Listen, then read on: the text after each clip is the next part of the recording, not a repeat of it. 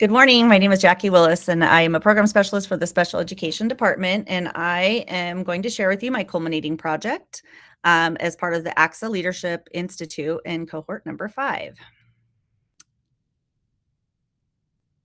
Okay, so I chose Kind Heart Elementary School, which is a public school that has roughly 413 students, grades K-5. 93% of those students are low socioeconomic. 12% are students with disabilities. There are 2 special day classes for the mild to moderate special needs students. And then they also have an RSP program where they do pull out and push in specialized academic instruction. So the mission statement for Kind Heart Elementary is here, and I'm just going to go over the bullet points. Their goal is cradle to career and the development of knowledge and skills for their students. They have high expectations for both students and staff. They have a vital partnership with families, community, and employers. They are culturally proficient, a culturally proficient school. They create learning experiences that go beyond the traditional boundaries of where and when, and they create a safe, respectful, and welcoming environment for their students, staff, and the community in which they serve. So to begin with looking at Kind Heart Elementary, I gathered some data to analyze. I started with the California dashboard. We have the years 2017, 2018, and 2019. And you can see it starts on the left with a column. There's all students, and then it breaks them down by demographics. We have our English language learners, our socioeconomic disadvantaged students, our students with disabilities, African American students, Hispanic, and white. So I highlighted the students with disabilities because my foci for this project was on students with disabilities. And you can see that all of the students are below in each year when we look at the academic performance, and this is for mathematics. And then what you can also see, though, when you compare all of these students is that the students with disabilities by far outweigh how far below they are compared to other students. So another piece of data that I looked at was the STAR math analysis. So this was a little more current. They didn't have 3 years of data for me to pull. But again, it looks at the total number of students, and then it breaks them down by EL, African American, and students with disabilities. And it looks at whether they were in the urgent intervention, the intervention level, on watch, or above grade level. And if you look at students with disabilities, you'll see that at the above grade level piece, there were no students in that category compared to the total students. There was 48% of those students that were in that at or grade level. Students with disabilities, 89.2% were at the urgent intervention level compared to total students at the 28.7% at the urgent intervention level. So that was the majority of the students with disabilities in math on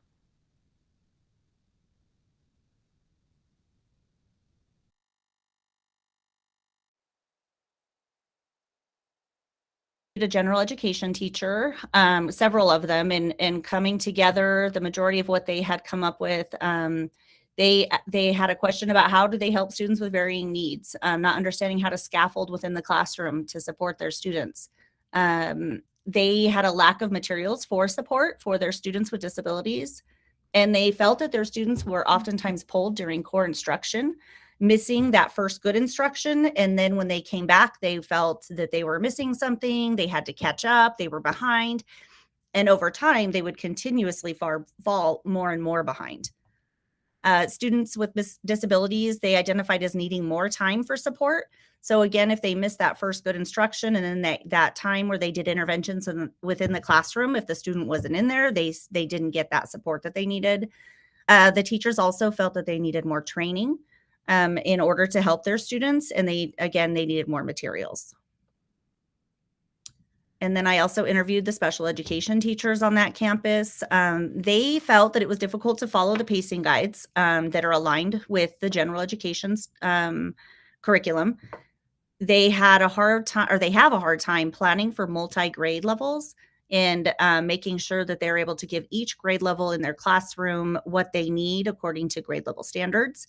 And then they also had a lack of the core curriculum. A lot of them were missing the math altogether, especially in the 2017-2018 school year. So I did ask them, to think about the last few years. They oftentimes didn't have manipulatives to support the students with, the UDL aligned strategies. And they also felt that they were the last to be invited to trainings that were happening around the core curriculum or around how to do interventions and supports for their students. So we also spoke with the school principal. Now in 2019, there was a change in principal. So when we look at the data for 2017 and 2018, and then the 2019 at that dashboard, there was one principal for the first 2 years, and then a new one came in that third year. And one thing that I did notice is that the math scores did improve that third year. And so that new principal that came in had analyzed a lot of the same data and had a lot of the same concerns around students with disabilities and how they're accessing math and where they are compared to other students. So the principal did say that the training had not been consistent for all teachers, especially with UDL, the intervention strategies and supports. She did recognize that there's a shortage of curriculum, especially in the special education classrooms. They identified a need for planning time to ensure that all of the teachers were able to follow the pacing guides. So if you remember, the special education teacher noted that they did not follow the scope and sequence. They didn't have support in that, and they weren't able to keep up with those pacing guides. So she wanted to be able to provide planning time for that.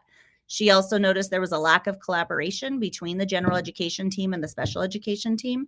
So, something that was identified with the students who were out for that good first instruction, and then there was no collaboration to support those students around that.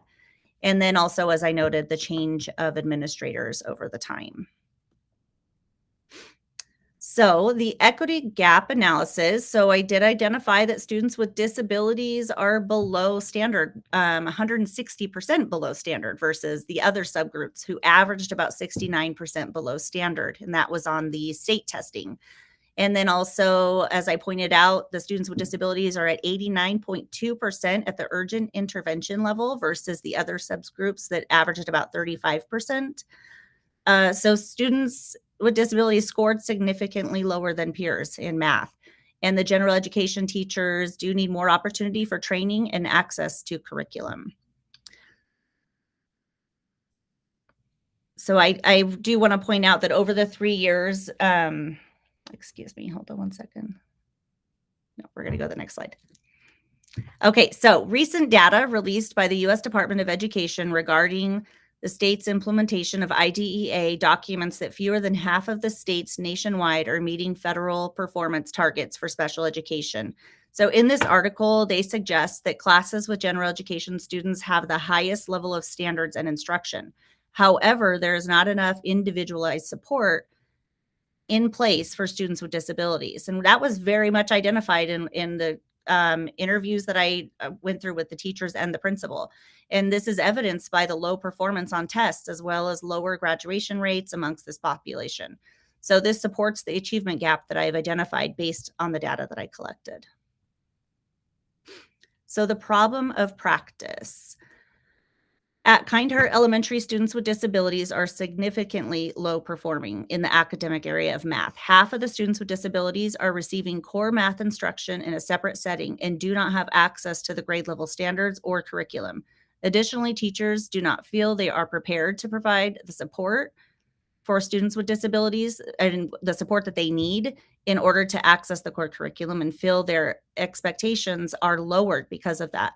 Based on my research, I know that students over time have not been exposed to grade level curriculum or high quality instruction in grade level math. So students with disabilities have fallen further and further behind over time, and this is widening that achievement gap significantly.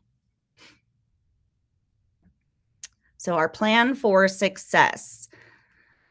So I did meet with this team, and we talked about something that our department has done where we align the district scope and sequence with an intervention curriculum and supports.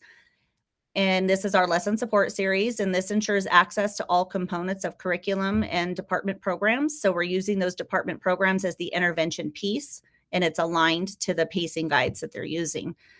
We identified that training is needed. So training for standards-based instruction in special education settings and training in the UDL aligned strategies.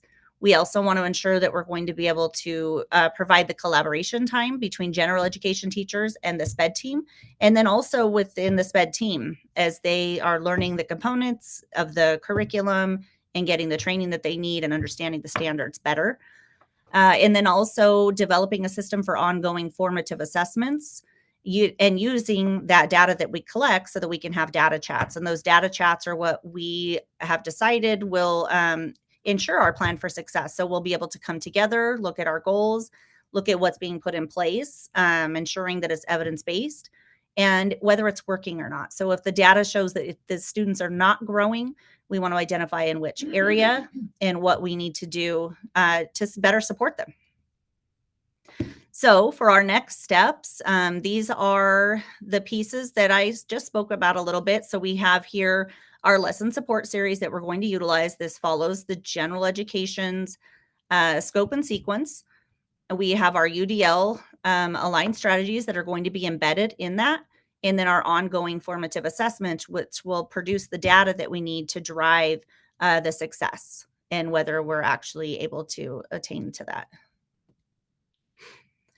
Another piece of this is modeling of the instructions. So working with our teachers to show, one of the pieces that they talked about is being in a multi-grade classroom and the planning. So let me go back for 1 second. Here, we are doing the planning for them at each of the grade levels. So they'll be able to pull that information. But then when they get into the classroom, we want them to be able to break into groups to be able to teach in the small groups according to the grade level. And they'll have their aids for support and then also an independent practice piece. So this will be a lot of modeling on how to do this and what this will look like and kind of working together because it might be a little bit different in every classroom.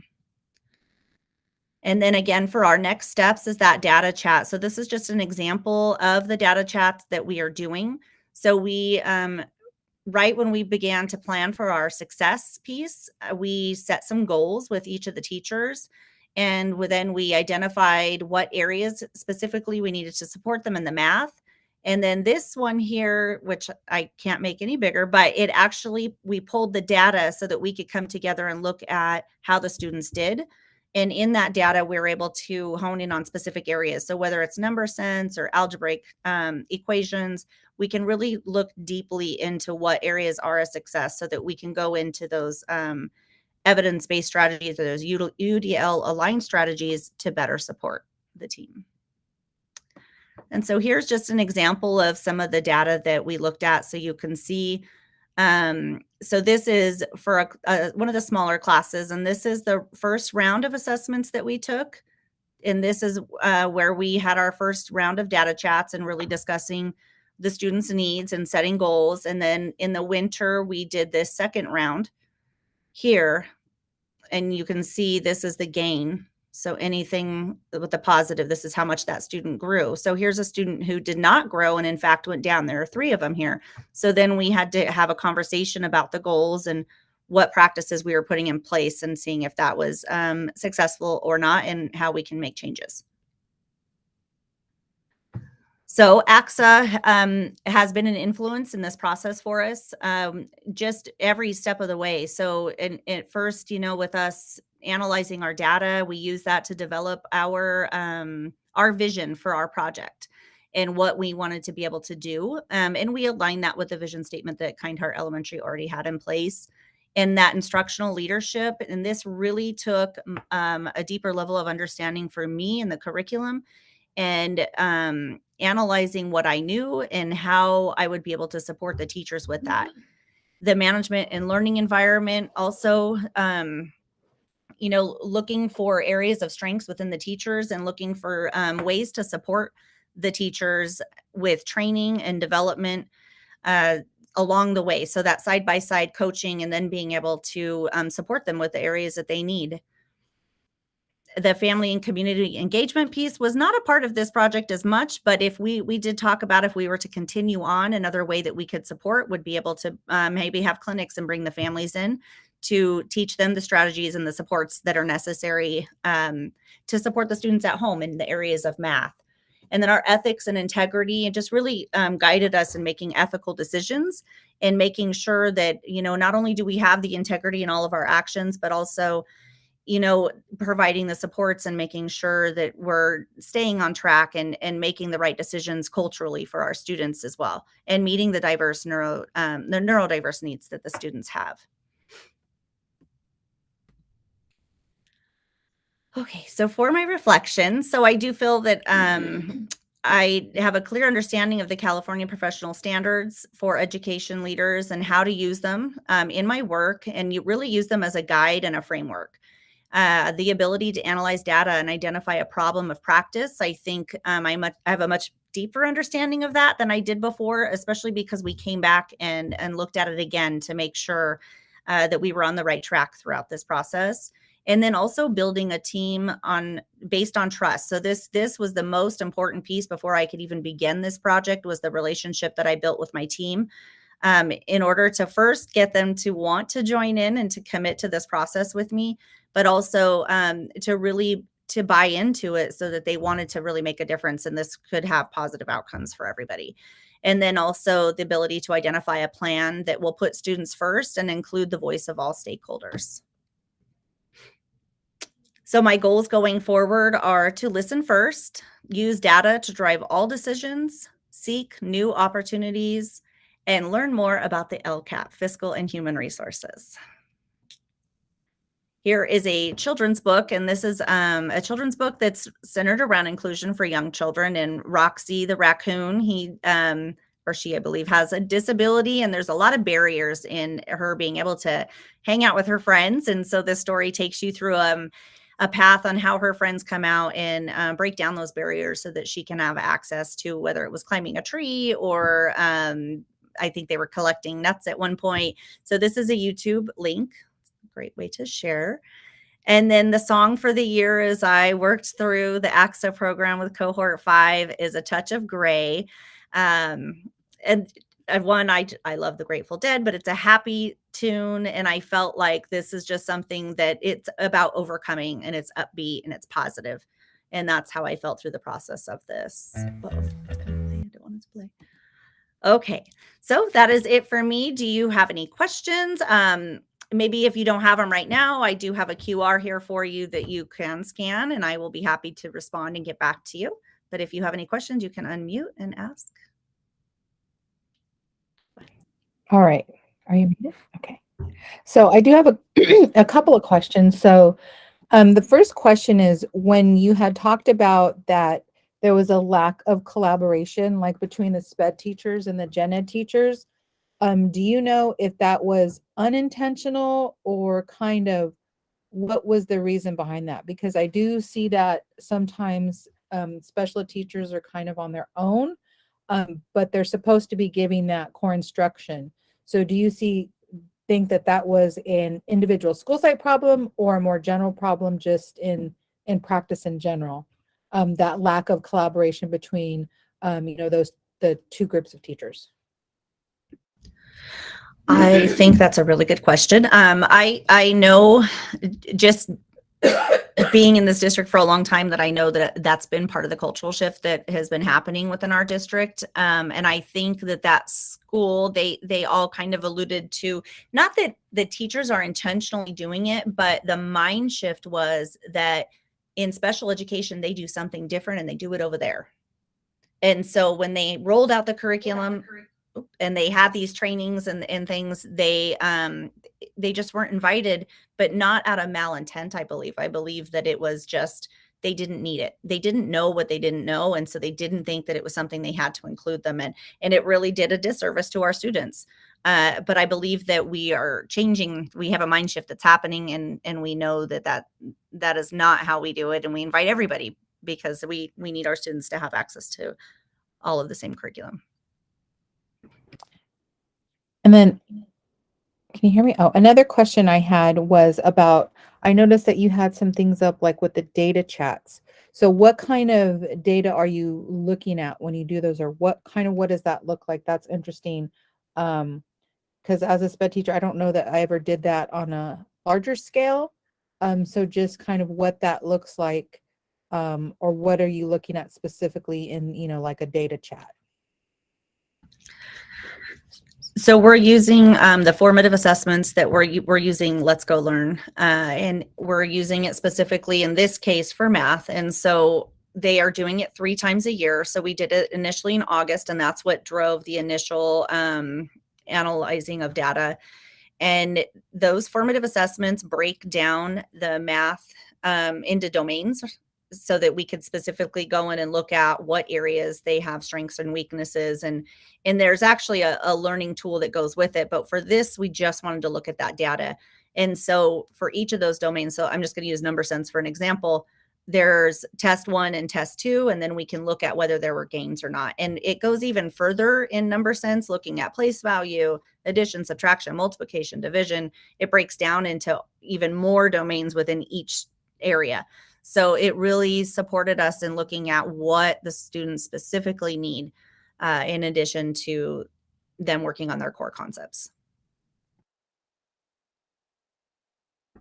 And then I thought it was interesting too, and maybe, and of course, this is like qualitative data, but when you were talking about the change of administrators, and the effects that could have just on instruction, some schools have the same administrator for many years, and they may be successful or unsuccessful, but just kind of on a personal level, or just after going through the program, what kind of effects do you think it has on instruction when it's like, okay, we start with the principal, we have a different principal or an interim principal? Because I don't, that's going to trickle down to the kids, I think. So kind of what were you seeing just when you looked at that? Yeah, so I didn't get to meet the other principal, right? And I only could interview the new one. But when I compared the data from when the other principal was there and the information that I was getting versus this new principal, I think there was a vast difference. And I think it had a huge impact on the students with special needs or with disabilities. So, one thing is all of the teachers said they didn't have the curriculum they needed. That was not a focus of the prior principal, right? So they didn't have the curriculum, and it wasn't just in the special education rooms. It was also in the gen ed rooms for those special education students. So that was a huge piece that was missing. And when I talked about the mind shift earlier, this new principal that came in really embraced all means all, and looking at all students need all of the materials, all the teachers need all of the training, where the principal before did not include those groups. In fact, the special education classrooms were in the portables at the other end of campus. When the new principal came in, she moved them right up front next to the bathrooms, next to the office. So definitely a mind shift, I think. And that definitely impacted how those students were going to be, if they were going to be successful or not. Okay. Is there any other questions? I think that pretty much answers my question. Okay. Thank you very much.